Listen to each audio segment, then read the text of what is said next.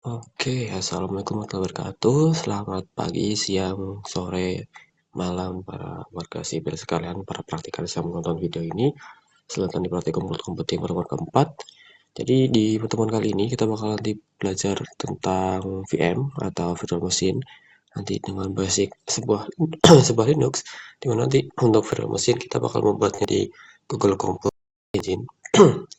Yang dimana nanti kita bakal mengetahui sebuah kasus ya penggunaan GCE atau Google Computer Engine.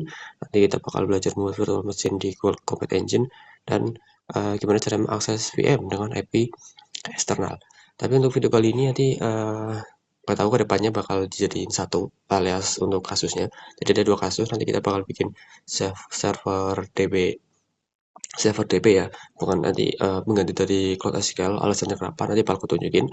Terus sama buat deploy si front end-nya itu sendiri gitu. Tapi sebagai versi yang tradisional dulu, karena di pertemuan besok bakal belajar Docker itu yang versi modernnya. Oke, tapi sebelumnya kita bakal belajar tentang PPT dulu. Ke bagian pertama yaitu Linux. Jadi apa itu Linux? Linux adalah sebuah sistem operasi atau open source bebas untuk digunakan, dimodifikasi, dan distribusikan. Linux terkenal dengan ketahanannya dan memiliki keamanan yang tinggi. Nah, sekitar 60% server di dunia itu menggunakan Linux. Server Linux umumnya lebih murah daripada server Windows. Berbeda dengan Windows Server yang biasanya dijalankan dengan UI atau Graphical User Interface, server yang menggunakan OS Linux mampu dijalankan dan dikendalikan dengan CLI atau Command Line Interface. Oke, jadi mungkin itu dari perkenalan dari Linux gitu ya. Jadi ini kita menyewa VM Linux di GCP gitu, simpel. Nah, terus apa sih command yang sering banget di Linux? Itu ada sudo. Ini sudo tuh kalau misal di Windows ya run administrator gitu ya. Terus kalau CD mungkin teman-teman udah pernah tahu di semester 1 kan ada change directory pas pelajaran apa tuh database. Atau apa sih database. mkdir bikin project sama copy, move, list, ppd. Nah ini ppd posisi wortir ini bisa buat cari tahu kita ada di mana. Clear itu ya buat menghapus terminalnya. Rm remove dir. Touch itu create file ya, membuat file. Nanti ada vim dan nano buat editornya. Nah itu untuk Linux. Terus kita bakal masuk kedua tuh infrastructure as a service atau singkatan dari IaaS, yang dimana IaaS adalah sebuah penyedia perangkat keras, server, penyimpanan jaringan, dan perangkat lunak terkait teknologi virtualisasi sistem operasi sistem file sebagai model layanan cloud. Pada GCP implementasi IaaS akan menggunakan Google Cloud Engine. Jadi singkatnya adalah nanti kita meminjam server dari Google gitu ya. Jadi tapi kita bisa mau apa ya, mau otak-atik atau mau pakai yang mana aja nih buat pemakainya. Jadi manual, jadi kita apa ya, bisa selalu lupa buat apa yang bakal kita install gitu. Nah, analogi itu seperti kayak One Piece Team. Jadi nanti GCE atau VM-nya bakal ngirim respon. Jadi pelanggan bakal nge-request, terus dikirim ke respon. Ya, hal yang sama ya seperti pada jargon, kalau punya IP nanti bisa saling umpan ping kayak gitu ya. Nah, cara kerja dari instansnya GCE atau Google Computer Engine diluncurkan, hubungkan, dan gunakan. Oke, habis itu ada tipe-tipe instance, jadi ada cost optimization, balance, scale out, optimize memory, ya dan sebagainya lah ya. Nah, terus apa lagi nih? Terus kita bakal mencoba praktek. Nah, ini mungkin kalau teman-teman udah lihat PPT-nya ya, atau yang gue bagi, ini di sini pembuatan web server menggunakan Nginx, gitu ya, Nginx. Uh, jadi ini deploy tentang front end ya. Nanti mungkin entah videonya bakal terpisah atau bakal jadi satu. Nanti kita lihat saja, teman-teman bisa lihat jadi video ini nanti apakah jadi satu atau pisah. Ini tentang front end-nya ya. Tapi di sini aku mau jelasin tentang uh, yang bikin DB servernya dulu gitu. Gitulah ya. Ini untuk analoginya. Jadi simpelnya kayak gitu. Yang dimaksudnya bagian depan ini itu dijadi menggunakan reverse proxy server. Ini jadi langsung apa ya, umpan-umpan aja kayak ping pada umumnya. Tapi kalau ada server nanti ada di tengah ini yang bakal buat mengubah si IP-nya biar bisa diakses oleh internet. Nah, itu caranya nanti kita pakai apa nih? Stop engine sebagai apa saja sebagainya gitulah. Oke. Mungkin apa nih? Oh, soal ini ya ini pakai setup si Nginx itu ya buat si web servernya. Oke, mungkin itu aja dari PPT-nya. Jadi aku mau jelasin dulu. Mas kan kemarin kita udah pakai Cloud SQL ya. Nah, Cloud SQL kan buat database. Tapi ada minusnya nih guys. Kalau pakai Cloud SQL itu tuh biayanya cukup mahal. Apalagi kalau teman-teman lupa nggak matiin gitu ya. Nih aku pakai akun bonus bonus dari GCP. Jadi aku dapat $10, berarti sekitar 169. Ini udah kepake 73.000, berarti kan apa ya? Mau habis gitu ya atau mendekati habis. Tapi kan teman-teman masih masih ada 5 juta lah ya. Jadi ya nggak apa-apa. Jadi is okay. Cuman kalau misal kayak punyaku yang ada limitnya, jadi perlu dipikir. Nah, nih teman-teman bisa lihat rotasi kali sendiri di sini udah kepake 73.000. Yang dimana aku kemarin lupa buat matiin cloud scale ya. Jadi uangnya tuh kehabis di sini. Nah, misal kita coba nih cek dari bulan Februari. Nah, di apply. Ya kalau teman-teman lihat di sini, aduh, bukan di sini, wait, bentar ya. Ini kah?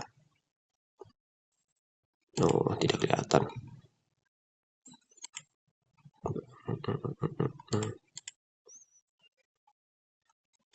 Bentar, aku stop dulu. Nanti aku tunjukin. Tadi aku udah nemu caranya buat ngelihat perharinya. Jadi aku stop bentar ya. Oke, udah aku setting ya untuk dapatnya kurang lebih kayak gini guys. Nih, kalau kalian lihat nih kemarin aku lupa pada tanggal 1 Maret ya, nggak dimatiin. Coba aku pindah ke Februari biar kelihatan kapan apa aja sih yang aku pakai gitu ya. Nah, di sini nih pada tanggal 25 tuh mulai belajar pakai Cloud SQL. Terus nextnya ini lupa nggak dimatiin ya. Jadi pin video terus lupa nggak dimatiin. Nah, di sini kalian bisa lihat itu perharinya emang kecil. 5.000, 10.000, 10.000 nih, 9.000 dan seterusnya. Ini emang kalau 9.000 kecil gitu kan. Cuman kalau semakin lama semakin banyak ya habis juga kan, boncos juga. Jadi oleh karena itu di sini kita bakal belajar tentang VM. Jadi VM-nya bakal kita setting buat Cloud SQL-nya gitu. Ya mungkin kalau teman-teman masih dapat 5 juta buat free trial-nya atau kurang atau lebih gitu ya. Entah di masa depan bakal berubah dapat berapa gitu. Kalau yang sekarang dulu zamanku dapat 3 juta, zamannya yang angkatan 23 itu dapat 5 juta. Nah, itulah ya. Jadi ini cukup pemborosan kalau kalian lupa nggak matiin. Tapi nanti di project kan harus dinyalain terus ya biar teman-teman bisa nge-fetch API-nya atau fetch DB-nya lah database-nya gitu. Oke, jadi di sini kita bakal belajar tentang Google Compute Engine. Nah, ini kalau kiri ini ada Google Compute Engine, klik aja. Nah, klik aja nanti di sini adalah buat menjalankan sebuah VM-nya. Nah, di sini aku udah bikin satu VM sebenarnya. Makanya tadi juga muncul biayanya. Cuma di sini bakal bareng-bareng aja ya buat um, bikin VM-nya gitu. Oke, aku bikin sini dulu bentar. Nah, tapi di sini sebenarnya ada cara khususnya atau bukan cara khusus sih, lebih tepatnya. Bentar guys, aku buka dokumentasi dari Google dulu ya. Aku post dulu. Oke, ini dokumentasinya ya. Jadi di bagian Google Engine. Jadi di sini ada virtual machine yang bisa dibikin gratis gitu. Tapi ada syaratnya. Yang pertama nanti kita pakai ini e-micro. Baik, jadi isinya pakai e-micro. Terus lokasinya itu bisa pakai Oregon, Iowa sama South California. Terus 30 giga per month sama standar Presentix. Terus ya ini studying per month kan sebagai jadi Hybrid Tire. Nah, jadi intinya kita harus pakai spesifikasi ini biar bisa digratisin lah buat VM-nya itu biar nggak poros-poros banget gitu. Oke, juga udah aku pakai. Jadi teman-teman langsung aja buka create instance. Jadi membuat VM-nya. Nah, di sini teman-teman bisa milih mau pakai spek apa gitu biar lebih enak. Oke, di sini mungkin aku bakal bikin namanya ya berarti VM mungkin karena ini VM-nya buat DB server ya jadi VM DB terus aku pakai SQL ya karena udah pernah bikin namanya jadi aku tambahin satu. Nah, ini udah berhasil. Habis itu di sini karena biar gratis ya kita pakainya yang EOA atau yang mau pakai Oregon bebas cuman ikutin dari spesifikasi ini biar lebih ya, biar gratis gitu ya, oke ini close aja. ini juga close. Oke, terus kita scroll ke bawah, terus pilih yang E2. E2, terus yang bagian sini kita harus pilih yang E-micro. Karena kita ngikutin yang ada di sini. Nah, di sini ada per jamnya 0,01. Berarti kalau 24 jam berarti 0,024. Nah, misal dolar itu DR.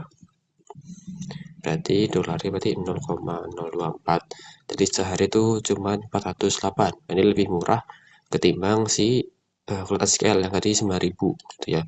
Itu pun yang nggak dipakai. Nah, di sini buat total-totalnya gitu. Ini per month itu 7,11. Berarti berapa tuh? 7, ya 71. Kisaran 120.000 untuk 1 bulan.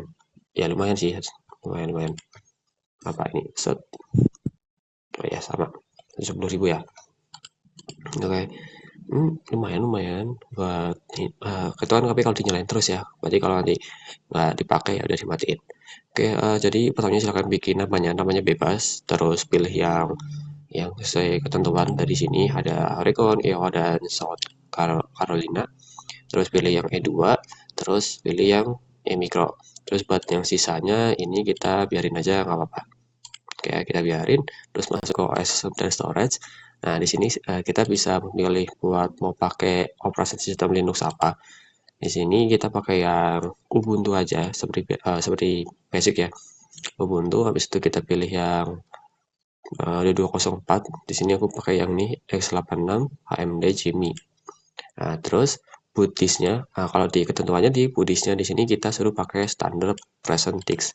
Berarti kita ubah standar, nih storage standar ya, standar present disk. Terus ini size-nya pakai 10 aja, terus di select. Nah, habis itu kita ke data protection. Nah, ke data protection ini kita skip, kita pakai no backup karena biar lebih murah lagi ya. Coba kita cek. Nah, ini ada tambahan, jadi kita habisin, nggak usah pakai. Terus networking ini kita pakai HTTP sama HTTPS biar bisa diakses. Terus oke, terus ke sini nggak usah. Security kita pilih yang full access all cloud APIs. Terus kita ke advance, sudah cukup untuk pembuatan dari apa nih VM-nya, cukup hanya segini. Nah, ini jadi 0,51, berarti di bawah 120.000 ya nih, misal tuh 110, jadi lebih murah sedikit. Terus silakan di grade. Oke, sambil nunggu jalanin. Jadi apa sih nanti bedanya? Sebenarnya ada yang lain di sini buat ketentuan-ketentuannya. Karena kalau pakai yang Cloud SQL ini namanya PAAS, jadi dia tuh udah disediain sama si GCP-nya, jadi kita tinggal pakai. Tapi kalau yang pakai Compute Engine itu tuh kita IaaS, jadi kita ngesetting manual mulai dari uh, jadi apa, storage-nya yang dipakai, terus servernya apa nanti dan sebagainya. Nah, itu kita manual. Tapi kalau yang pakai Cloud SQL itu udah disiapin, kita tinggal pakai aja. Oke, di sini kita sudah berhasil membuat VM-nya. Jadi kita langsung buka aja SSH di sini. Oke, sambil tunggu nanti bakal muncul authorize. Jadi tinggal di authorize aja gitu. Oke, ditunggu aja terus di authorize. Oke, di sini aku sambil nyontek buat panduan instalisasinya biar tidak salah juga, karena takut salah aja sih sebenarnya. Oke, ini nomor 1 kita udah. Oke, tapi nanti bakal aku jelasin juga sih. Bisa di zoom, oh bisa di zoom. Oke, nice. Ini kalau nggak kelihatan ku 110 aja ya. Mungkin teman-teman bisa nanti di zoom aja, atau ya di zoom aja, cukup lah. Oke, jadi ini adalah instalan Linux kita yang di VM. Ya, ini bentuknya seperti ini. Mungkin biar lebih rapi hilang, kita clear dulu. Nah, clear. Ini kalau misalnya kalian ngetik ya, wah mas lambat banget ngetiknya. Ini wajar ya, karena kan kita nge-remote servernya Google gitu, yang kita pinjem. Oke, mungkin kita bakal belajar tentang tipe Linux dulu ya, komen-komen Linux yang sederhana-sederhana aja. Ini dia. Nah, di sini ada sudo. Mungkin ya teman-teman udah paham lah mkdir, cp, move. Mungkin yang paling sering pwd misalnya, pwd. Nah, pwd di sini mengarah di home. Ini adalah akunku ya, akunku. Kalau teman-teman sih bakal beda-beda juga. Nanti bakal nampilin pwd kita ada di mana. Tadi kita udah nyobain clear juga, clear itu buat menghapus. Jadi di sini kalau misal kita di VM, kalau kita ngeblok kayak gini, nah itu tuh langsung copy kalau ada gitu. Nah, misal di sini kita ls tuh atau list, misal cd apa itu kita ada di home ya. Kayak ya pokoknya gitulah, basic-basic aja. Aku clear lagi baru bersih.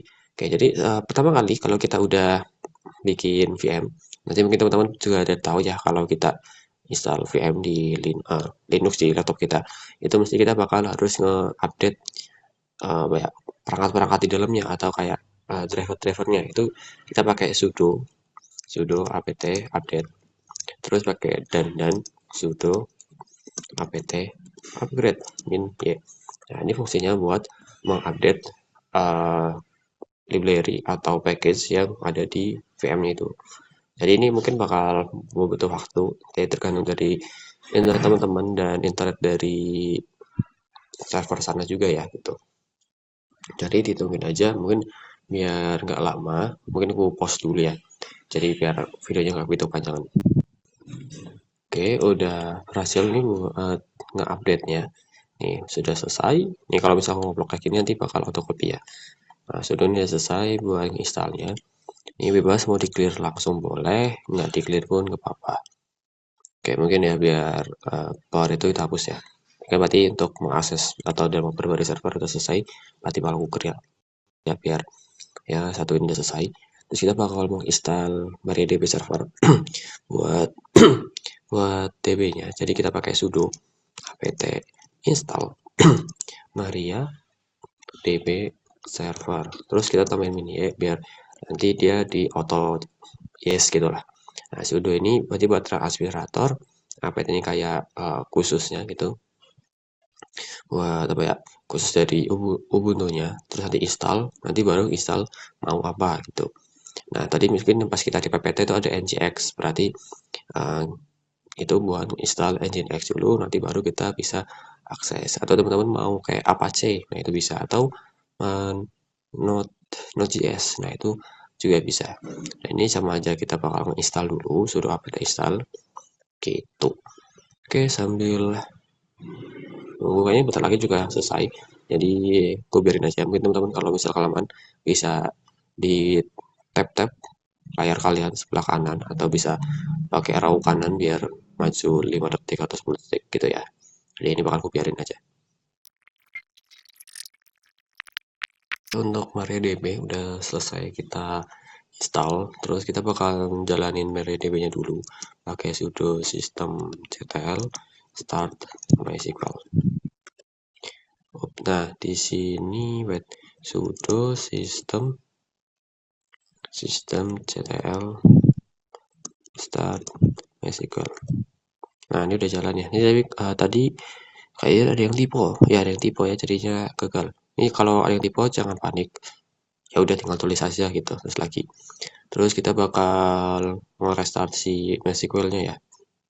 Jadi kita setting biar dia itu nggak tidak hilang ya ketika kita nanti close si SQL ini, SQL SSH-nya.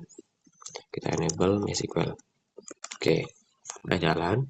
Terus kita bakal ngecek apakah si SQL itu jalan pakai status MySQL. Oke, ya di sini kalian lihat aktif running dari jam 1.49 service UTC. Jadi sudah 1 menit 1 detik dia udah jalan. Nah, ini berarti udah berhasil jalan ya. Tadi tahap ketiga udah selesai. Nah, nanti kita selanjutnya adalah setup keamanan dari si MariaDB itu sendiri. Jadi aku bakal clear dulu biar lebih rapi. Oke, next adalah kita kasih sudo dari administrator gitu ya, jadi biar bisa masuk. Terus MySQL secure underscore installation. Oke, di sini suruh enter forward. Jadi ini suruh masukin password rootnya. Aku di sini pakai ini, ketik aja nggak apa-apa, bebas. Ya jangan bebas sih. Sini aku pakai 1 2 3 4 5 6 7 8. Ini password yang lebih mudah nih. Setting the password using the unique socket. Terus pencet Y aja. Oke, terus di Y, terus ini di Y lagi aja. Nah, ini disuruh pilih password. Ini kita kasih password yang sama aja. Jadi 1, 2, 3, 4, 5, 6, 7, 8. Terus enter, re-enter password lagi. 1, 2, 3, 4, 5, 6, 7, 8. Nah, itu adalah password yang aku pakai. Terus ini remove anonymous, kita Y aja. Terus login remotely, kita Y aja. Mau database, kita Y aja. Akses, kita Y aja. Oke, jadi sampai sini buat pengamanan MariaDB-nya udah selesai. Oke, terus nanti kita bakal membuat biar bisa diakses oleh IP yang mana aja gitu ya. Jadi kita clear dulu biar lebih rapi, terus kita sudo nano, terus kita bakal masuk ke folder namanya etc MySQL, terus MariaDB conf d 50 server.cnv. Oke, nah di sini kalau teman-teman nggak bisa muncul sama kayak gini, ini sebenarnya si Nano atau video editor buat Linux itu belum install. Jadi kita harus install Nanonya. Berarti dengan cara sudo apt install Nano. Nah, ini dia bakal download si code editor Nano. Jadi kan kalau kita makanya VS Code ya biar ada GUI-nya. Tapi kalau di Linux biasanya nggak ada GUI-nya atau GUI. Nanti harus install Nano. Nah, kalau udah kalian bisa pakai arrow atas buat balikin ke apa ini tulisannya, terus baru tekan enter. Nah, nanti bakal masuk seperti ini. Terus teman-teman bisa pakai tombol arrow buat geser si kursor buat nulisnya diarahin ke bind address. Nah, bind address kita ganti dengan IP 000.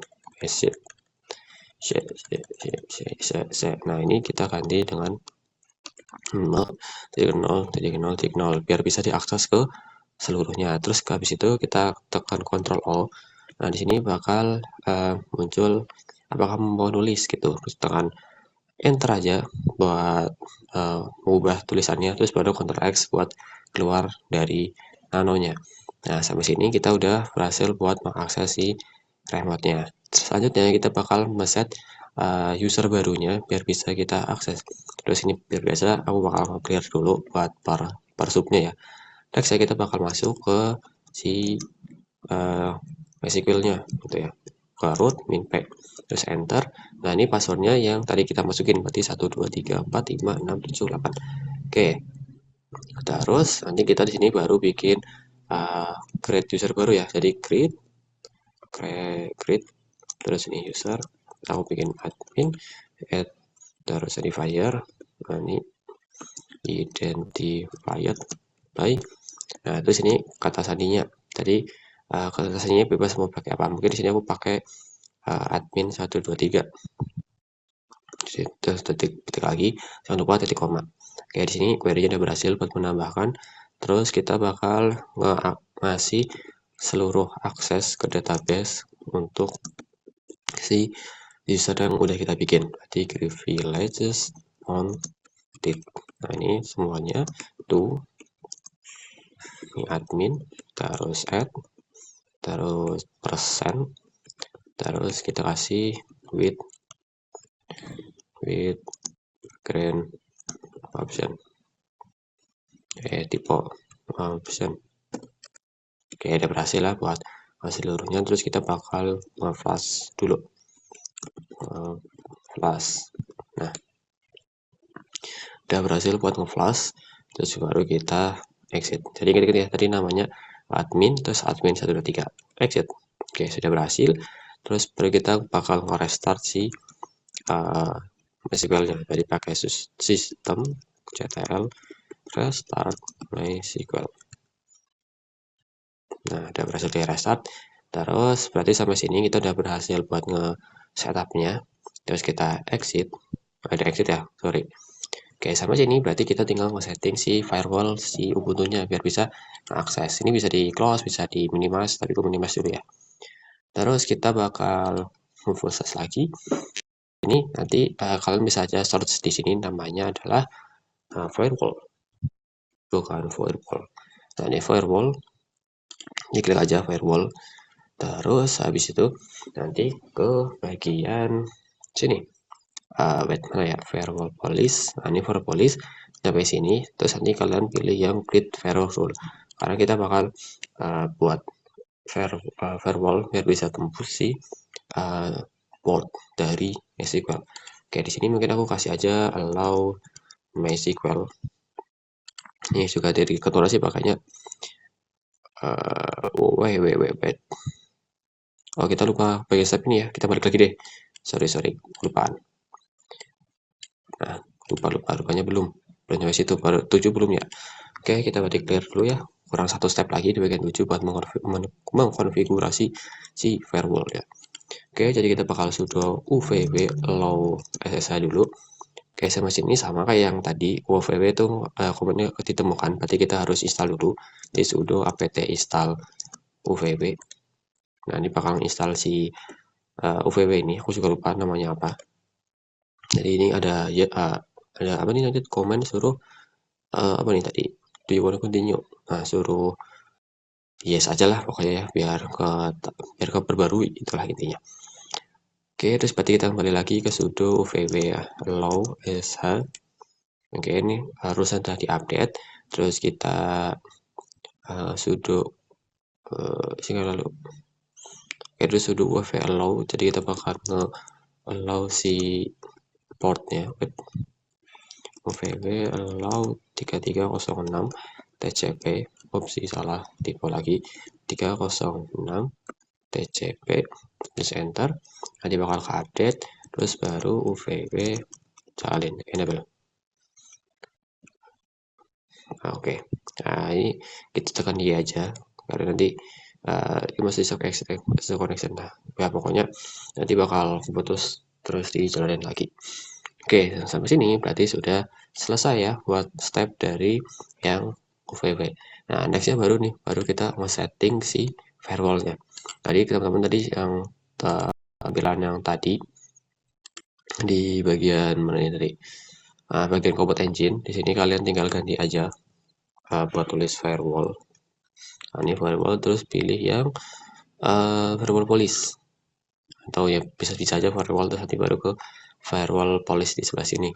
Terus baru kita create firewall rule di sini. Terus namanya itu adalah bebas sih, pakainya allow MySQL.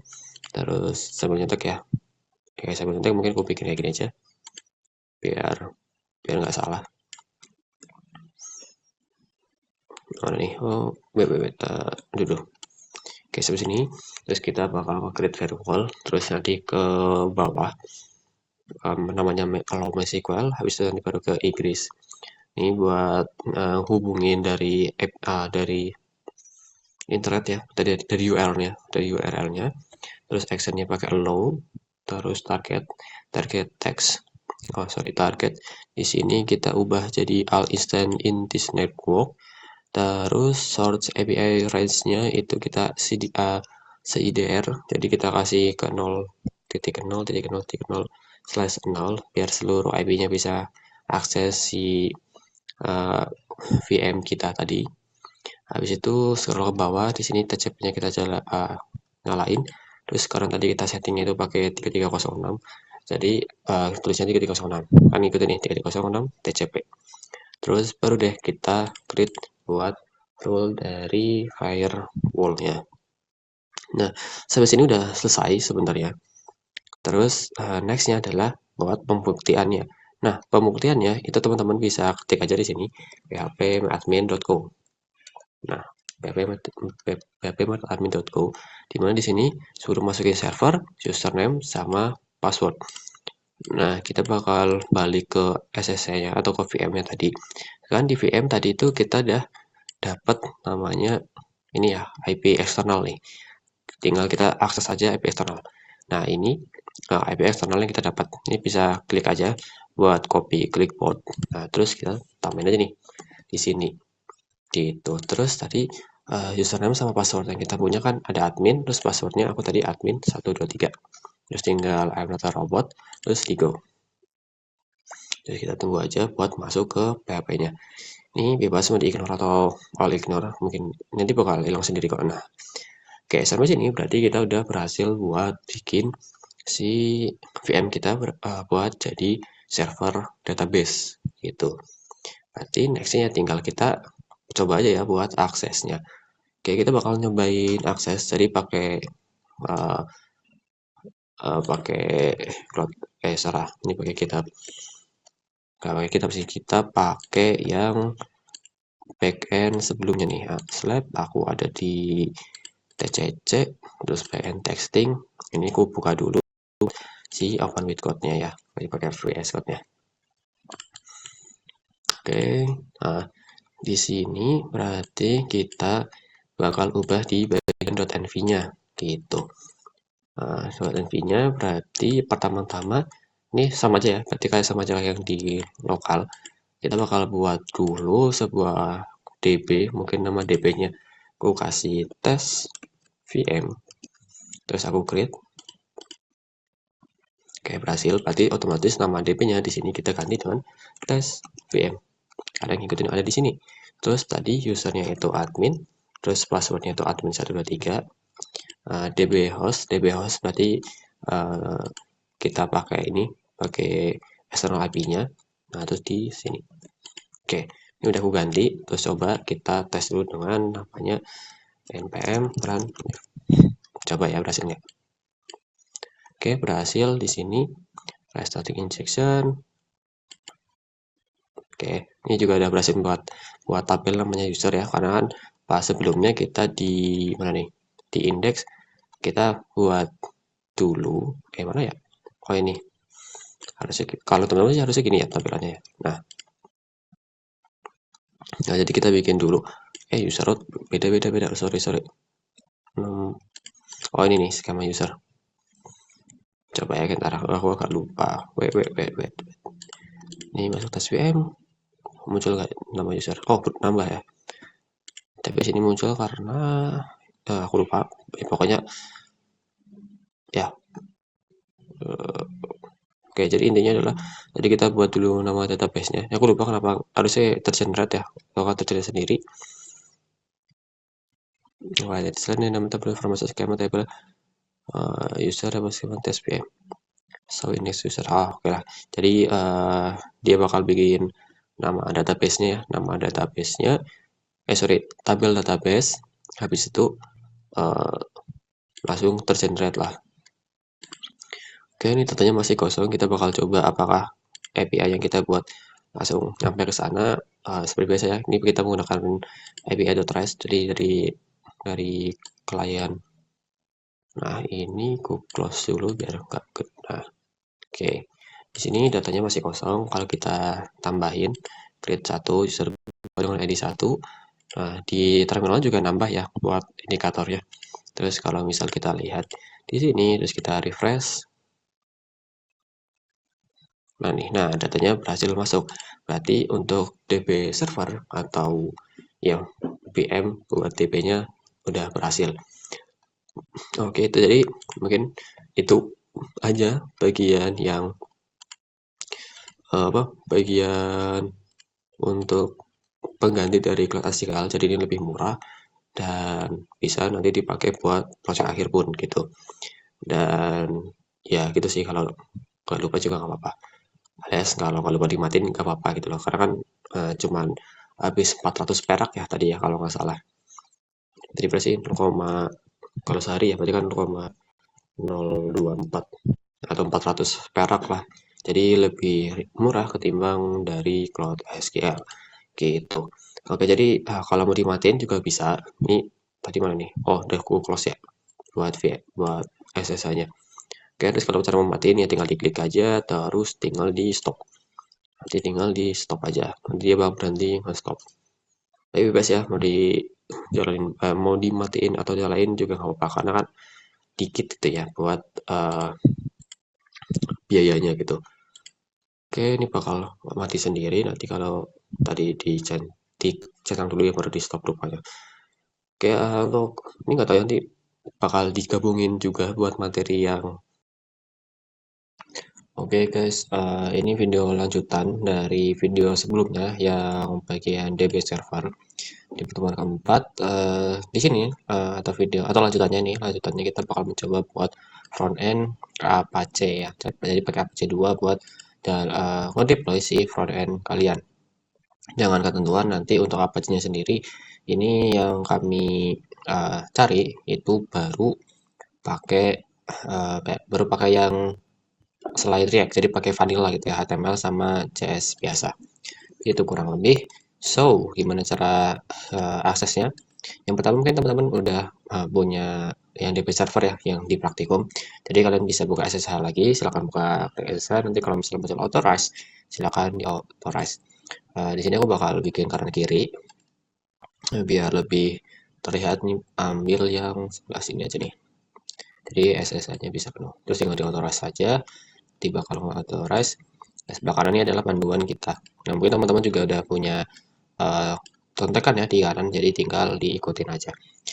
Oke, seperti biasa, kita bakal coba cek dulu apakah ada update pakai sudo apt update di Linux kita. Terus ini bakal cari atau nge-update itu ya. Ini tergantung dengan kecepatan internet yang ada. Oke, sambil ini aku bakal mencari buat contoh dari repositorinya ya. Di sini ada di Praktikum TCC 2025-2026. Di branch keempat yaitu pertemuan 4 front end. Oke, di sini juga udah ada untuk aturannya bagaimana aturan step by stepnya gimana caranya buat nge-deployment si front end ya. Cuman di sini juga sudah dijelasin juga sih kurang lebih. Oke, pertama tadi kita udah sudah apt update, jadi Linux kita udah terupdate yang terbaru. Terus mungkin ini biar nggak ketimbun, jadi aku clear dulu aja. Jadi muncul paling atas. Oke, sekarang kita bakal mulai menginstal Apache 2-nya. Jadi sudo apt install Apache 2. Nah, jadi di sini Apache 2 ya seperti halnya yang kalian temukan di pertemuan maksudku praktikum database ya. Jadi kan Apache buat web server di mana buat menampilkan tampilan front end-nya. Itulah yang bakal kita lakuin. Ini VM-nya masih sama yang di DB server. Jadi kita jadiin satu ya biar uh, biayanya itu lebih murah lagi. Jadi cukup satu virtual mesin. Kita bisa DB dan juga bisa front end. Oke, selanjutnya kita bakal nge-clone front end sederhananya. Mungkin kalau misal kita klik ls itu ya. Nah, di sini masih kosong. Terus kita bakal nge-clone. Intinya kalian bisa buka aja ke reponya. Terus tinggal di right, tinggal di copy aja. Sebenarnya sih copy yang bagian sini ya. Nah, ini kita di copy aja. Kalau mau ngetik sendiri juga boleh, cuman jujur aja bakal lama. Ini git clone min branch pertemuan 4 front end. Jadi kita bakal nge-clone di pertemuan keempat. Nah, di branch pertemuan 4 front end. Terus ini adalah link dari reponya. Nah, kita tambahin satu lagi sebuah tambahan di sini buat kasih tahu atau nge-rename yang kita clone. Jadi nanti bukan praktikum TCC 2006, tapi langsung jadi pertemuan front end. Sorry, pertemuan 4 front end. Ini kalau misal di enter aja, rupanya muncul paste git command font. Berarti kita harus menginstal si gitnya. Berarti dengan sudo apt install git. Nah, ini bakal menginstal gitnya. Ditungguin aja buat menginstal git. Harusnya cepat, kurang lebih. Oke, sudah. Nah, ini karena kalau males ketik lagi mungkin atau copy, kalian pencet aja arrow atas, nanti bakal tampil. Terus kalau di enter, oke di sini ada clone pertemuan 4 front end. Terus coba kita ls, alis. Nah di sini muncul pertemuan 4 front end. Oke, mau tambahan sedikit. Jadi di sini sebenarnya nggak perlu pakai petik juga nggak apa-apa. Jadi langsung. Tapi kalau misalnya pakai tanda petik kayak gini juga boleh. Oke, di sini ada pertemuan 4 di home kita. Ini misalnya mau pakai pwd. Nah, kita kan ada di home ya, home terus akun kita. Nah, ini di home itu ada folder namanya pertemuan 4 front end dari clone yang kita tadi clone gitu. Nah, terus selanjutnya kita bakal mindahin si isi dari pertemuan 4 front ini ke folder khusus buat Apache-nya. Nah, untuk khususnya itu ada di var www.html. Nah, Apache akan membaca deployment kita yang frontend itu di HTML. Nah, gimana caranya buat mindahin atau copy? Di sini teman-teman juga bisa pakai CP atau MF. Jadi mau copy, jadi di home ini masih ada isinya, atau mau langsung pindahin, itu tinggal pakai CP atau MP atau move, gitu ya. Jadi di sini aku pakai yang copy aja, jadi copy min R, terus kita ke pertemuan 4, tempat front end, terus kita bakal pindahin isinya, jadi pakai slash titik untuk semuanya, terus kita pindahin kemana, kita pindah www slash slash html slash lagi. Nah, sini bakal pindahin, terus kalau misal kita coba ya pindah ke HTML-nya, berarti tinggal cd var terus www html. Nah, opsi file directory. Oke, kita coba lagi pakai slash lagi, coba. Oke, berarti kita harus pakai slash di depan. Oke, berhasil masuk ya. Jadi kita masuk ke var www.html, terus misalnya kita ls buat ngecek apakah isinya ada. Oke, isinya ada readme.md, index.html, dan index.js. Nah, ini sama dengan yang kita clone di atas nih. Jadi ada readme.md, index.html, sama index.js. Oke, sebenarnya sampai sini sudah selesai. Tapi kita bakal ngecek-ngecek dulu nih apakah ada error atau enggak. Wait, siapa nih yang datang? Oh, ada girlfriend. Right, cara aksesnya kalian tinggal pencet aja sih link external IP-nya. Coba diklik. Munculnya apa, seperti apa. Oke, aku full screen dulu di sini buat full. Oke, masih loading. IP-nya berhasil muncul ya. Oh, nggak bisa klik kanan. Oke, di sini error. Oke, kita mungkin bakal sambil ngecek ya buat hasilnya gimana. Jadi di sini aku ke aslab tcc, terus ini aku hapus dulu, nanti kita bakal bikin yang sama. Jadi aku bakal buka terminalnya di sini. Terus aku bakal nge-clone juga buat tampilannya gimana sih gitu kan. Jadi soalnya kita belum lihat nih buat hasil dari yang deploymentnya tuh dalamnya kayak gimana. Jadi aku bakal nge-clone ke tempat varian juga. Nah, oke, udah. Terus aku bakal masuk ke pertemuan 4 frontend. Oke, habis itu aku buka VS Code-nya dengan kode titik, biar kita bisa lihat isi kodenya dan juga gimana cara jalaninnya. Oke, karena di sini menggunakan vanilla HTML vanilla ya, jadi kita bisa manfaatin server yang ada di extension GoLive. Jadi mungkin teman-teman pas web udah install juga buat extensionnya. Nah, ini pakai GoLive. Opsi kita mencet. Nanti bakal starting. Nah, dia bakal nampilin di localhost gitu ya, belum di deployment. Nanti suruh pilih portnya, mungkin kalau defaultnya 3000 atau 300 buat backendnya. Nanti hasilnya gini, kurang lebih harusnya tampilnya seperti ini. Oke, jadi ada masalah error. Jadi kita bakal coba nge-solve bagaimana biar bisa berhasil uh, menampilkan. Jadi dari yang sudah aku coba, yang pertama kita harus ngejalanin si atau nge-accept si 80 TCP-nya dulu gitu. Jadi ini mungkin ku balikin ke brand home-nya, jadi belakang. Terus ini biar nggak hilang, jadi ku enter ada berapa. Mungkin kalau teman-teman mau clear juga boleh. Mungkin clear aja ya biar lebih rapi deh. Oke, clear. Terus kita bakal nge-accept si sudo vw-nya. Nah kan tadi perasaan UVW-nya udah kita allow ya, tapi mau di allow lagi juga boleh. Oke, mungkin kalau lagi, nah tuh skipping editing and scroll. Jadi dia bakal nge-skip karena sudah dilakukan itu. Terus kita bakal tambahin 80 buat TCP-nya. Oke, rule-nya ditambahkan. Terus kita bakal enablein so UVW-nya jadi enable. Oke, sudah enable. Oke, community sudah. Oke, terus kita y aja ya. Nah, nanti bakal firewall is active and enable on system startup. Oke, berarti ini udah connect. Terus nanti kita bakal nge-setup si firewallnya gitu. Sama seperti sebelumnya, kita cari open source di sini, terus ketik firewall. Nah, ini firewall. Nah, ini firewall police. Nah, nanti di sini sebenarnya untuk yang 180 tuh, oh ada dua. Nah, kayak ini aku hapus ya. Sebenarnya kalau yang atas nggak ada, kalian bakal dapat di bawah. Nih, di bagian bawah si bawah sini. Cuman ini targetnya tuh, oke, aku hapus dulu aja mungkin biar ya buat setupnya. Ini hal yang sama juga terjadi di MySQL. Kalau di MySQL biar IP atau semuanya yang punya apa ya, external IP MySQL bisa akses gitu ya.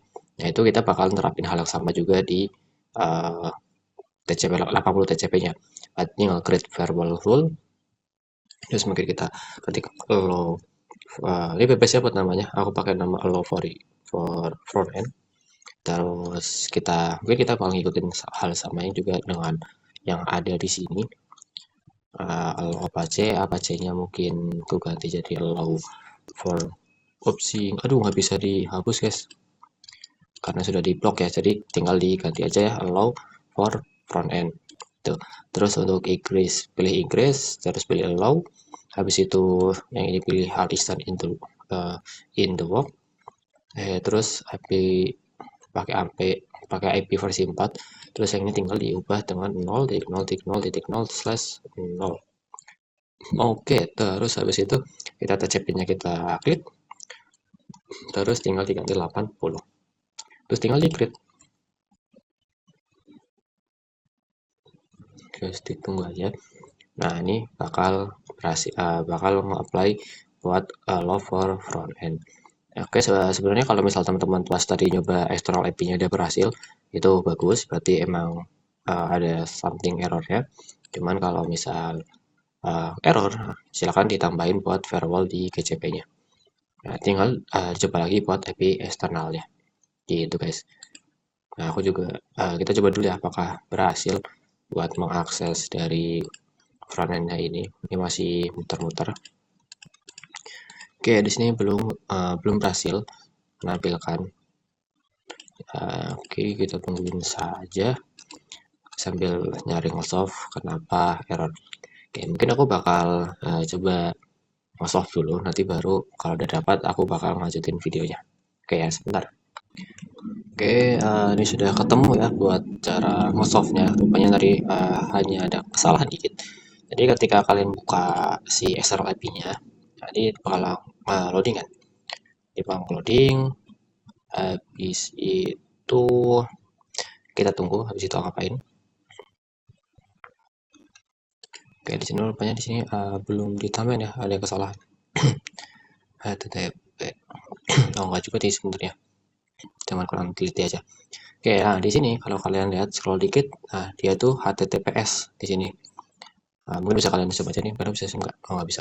HTTPS. Nah, di sini sedangkan dicek itu harus pakai HTTP karena ini kan masih development yang belum di setting SSL ya. Jadi bisa HTTP. Nah, ketika HTTP ini berhasil. Nah, di sini suruh masukin port backendnya berapa? Misal defaultnya 3000. Oke, di sini emang belum berhasil. Oke, sekarang kita bakal nyambungin si backend sama frontend-nya. Ini juga bakal pakai frontend yang backend yang udah kalian coba gitu ya. Nah, ini bukan, aku bakal ke sini dulu ya, open with code deh, open with code. Terus aku bakal nge-setup atau nyiapin close nih, ini close aja. Ini aku kasih php.admin.go. Nah, kita bakal nyambungin si frontend ini dengan PHP admin di sini. Oke, external API-nya apa? External API-nya adalah ini. Aku taruh di server. Terus yang di backend-nya berarti nanti kalian tinggal ngubah aja di bagian .env-nya. Ini mungkin aku close, ini gede banget, aku kecilin dikit. Oke, di sini untuk DB usernya bakal aku DB hostnya bakal aku ganti dengan IP ini. Terus user adalah admin, berarti ini user ganti admin. Terus DB passwordnya tadi kemarin aku kasih admin 123.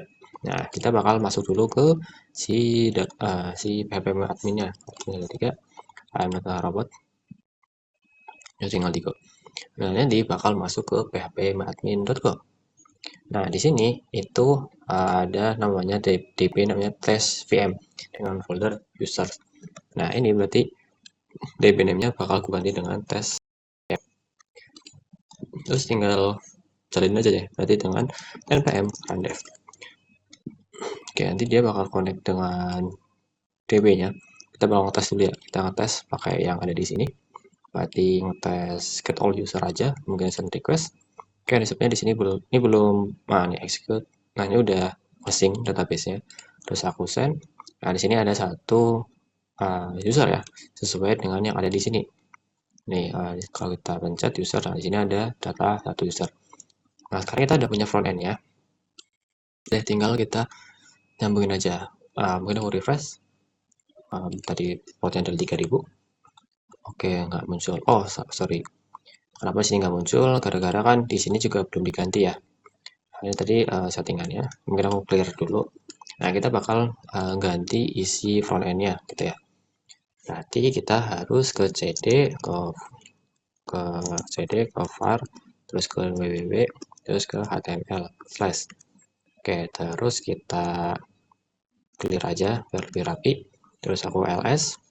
Nah, di sini kita bakal ambil yang index.js karena index.js ini adalah cara nge-fetch-nya. Berarti kita bisa pakai nano, berarti sudo nano index.js. Nah, kita bakal ngoding yang ada di sini. Nah, jadi ini sudah dibikin get API base. Berarti di sini kita tinggal ganti aja bukan localhost, tetapi kita ganti dengan IP dari SRLP-nya. Di sini kan pakai kita copy aja ya, harusnya bisa sih buat copy. Terus aku paste. Jadi kita tinggal ganti aja si IP yang ada di sini. Terus buat khusus dulu. Oke, di sini nanti API v1 users. Oke, ini bisa di scroll guys. Oke, kurang lebih harusnya get API base, klik. Oke, kurang lebih sih sama. Tapi masalahnya ada di bagian sini. Pakai user ini u-nya kita ngikut. Nah, kita coba dulu ya, coba dulu aja. Kalau misalnya ini u-nya nggak bisa, nanti kita ganti u-nya gede. Oke, tinggal di Ctrl X, terus dengan Y, terus tinggal X lagi buat keluar, tinggal enter. Nah, itu. Jadi kalian bisa pakai Ctrl O, terus Ctrl X, Ctrl O, tekan enter, tekan X, atau pakai Ctrl X. Oke, begini deh. Oke, aku bakal masuk ke index lagi. Jadi kalian bisa pakai ini, pakai Ctrl O buat write out, atau bisa pakai langsung Ctrl X nanti ya pokoknya kalian replace lah ibaratnya gitu. Oke, sampai sini sudah sih harusnya. Di sini kita refresh dulu. Terus oke, defaultnya 3000, bisa 3000. Oke, di sini nggak nampil. Oke, kenapa tidak tampil? Oke, masa iya harus nge-setup lagi ya guys. Oke, masalahnya errornya di mana? Tadi mungkin kita harusnya nge-setup dulu ya di lokal kita di bagian sini. Coba nih open record. Nah, harusnya kita tuh tadi harusnya nge-setting di sini dulu, baru kita nge-clone gitu. Kurang lebih harusnya gitu. Oke, username, email, ID. Tabel user. Oke, sekarang port. Oke, di sini harusnya tadi U-nya gede kah? Coba kita ganti U-nya gede di bagian sini. Berarti kita balik indeksnya lagi. Terus aku, nggak bisa. Terus aku bakal ganti U-nya jadi besar. Ini ngikutin dari backend-nya. Coba kita cek di backend. Di bagian indeks otomatis, di sini pakainya usernya U-nya kecil. Seharusnya harusnya dia bener sih.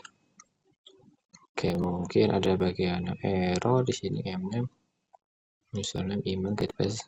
Mungkin kita coba buat nambahin kali ya. Nambahin dulu deh, misal 123.gmail.com. Terus kalau aku simpan apa yang berhasil, inspect, terus ke konsol. Oke, di sini ada error timeout katanya guys. Oke, mungkin paling itu dulu ya buat udah berapa menit ya guys? Sudah 19 menit. Removing automatic error index 66. Oh ini error timeout user 1 timeout. Oke, kita coba pakai dulu deh. Aku masih penasaran. Oke, mungkin ya aku cut dulu aja ya. Sampai nanti aku temu solve ya. Oke, saya kembali dengan jawaban. Oke, jadi teman-teman, rupanya untuk cara konekin dari VM-nya yang udah kita deployment itu tidak bisa buat diambil ya, tidak bisa diambil datanya di backend-nya itu. Kenapa gitu? Ini kalau Wisku cari, rupanya ketika front end-nya itu di lokal, jadi install di laptop, backend-nya di laptop itu akan hasilnya berhasil atau bisa connect karena analoginya itu sama-sama di dalam satu rumah. Jadi ada di laptop kamu. Terus kalau VM-nya di public alias di deployment ya ke VM tadi, terus backend nanti bakal VM di public, itu nanti baru berhasil karena standar industri front end backend sama-sama di internet gitu. Sama-sama di internet. Tapi kalau VM-nya public kayak kita nih sudah di public, tapi lokal tapi backend-nya itu di lokal. Nah, karena keamanan atau private lock-nya itu salah. Nah, itu sebenarnya bisa dikasih dua caranya. Antara backend-nya ini kita development ke VM juga. Nanti install Node.js dulu buat nambahin, nanti baru jalanin Port 3000. Nanti baru kita ubah di Axios-nya atau di VCP-nya menggunakan IP VM-nya plus port-nya. Nanti baru kita setting firewall-nya gitu. Atau kalau mau demo cepat itu katanya suruh pakai ngrok. Tapi ngrok itu kamu harus install dulu gitu, agak repot. Nah, jadi kesimpulannya adalah teman-teman udah berhasil deploy front end-nya ke internet. Terus untuk backend-nya itu biarkan di lokal, tapi untuk database server itu kalian udah berhasil nge-deployment juga. Oke, jadi kesimpulannya untuk front end kalian udah berhasil melakukannya, DB server udah berhasil melakukannya, dan kalian juga udah bisa koneksi ya koneksi backend lokal dengan database, terus juga bisa connect ke frontend yang ada di lokal. Oke, jadi kesimpulannya tadi pas kita bikin apa nih? Bikin wait, mana tadi contekannya? Oh, hilang. Yaudah, jadi intinya bikinnya itu wait ada nggak di sini? Ada di panduan. Oke, jadi kita review dikit ya bagian yang front end. Jadi yang pertama-tama kita buka dulu sudah apt update, habis itu install apache2-nya, terus baru kita nge-clone. Setelah nge-clone, nanti kita pindahin ke var hpv html. Habis itu nanti baru kita ngecek. Nah, ngeceknya jangan lupa kita pakainya HTTP bukan HTTPS biar berhasil dijalankan ya pas front end ya. Habis itu nanti kalau misal error tinggal di setup si SSH-nya buat 80 TCP. Tapi seharusnya ini nggak perlu karena ini cukup diganti aja HTTP gitu. Karena di firewall pun juga allow-nya itu atau asapnya si HTTP gitu guys. Oke, jadi mungkin itu aja materi pertemuan keempat. Kita udah berhasil buat DB server sendiri dan juga deployment ke front end. Jadi teman-teman sekaligus buat belajar ya, buat praktek, silakan kerjakan tugasnya dan ikuti juga langkah-langkah yang ada di video kali ini. Mungkin kurang lebihnya begitu. Jangan lupa kita matiin ya buat VM-nya kalau udah nggak kepake biar nanti billing teman-teman itu nggak cepat habis. Walaupun ya hanya beberapa perak gitu ya. Terkecuali kalau teman-teman emang sengaja DB-nya itu dipanjer ya atau bahasa bahasa itu dibiarkan gitu biar teman-teman yang lain bisa akses DB teman-teman. Oke gitu. Terus untuk front end di VM ini masih pakai vanilla, belum pakai React karena pakai React lebih enak pakai Docker ya yang udah setup. Itu bakal di pertemuan selanjutnya. Oke, jadi mungkin itu aja buat video kali ini. Ditunggu aja video selanjutnya di pertemuan. Wah, minggu depan udah libur jadi habis lebaran mungkin ya. Oke, mungkin itu aja. Sekian dari asisten TCC 2025-2026. Semoga kalian paham. Sekian, terima kasih. Bye-bye.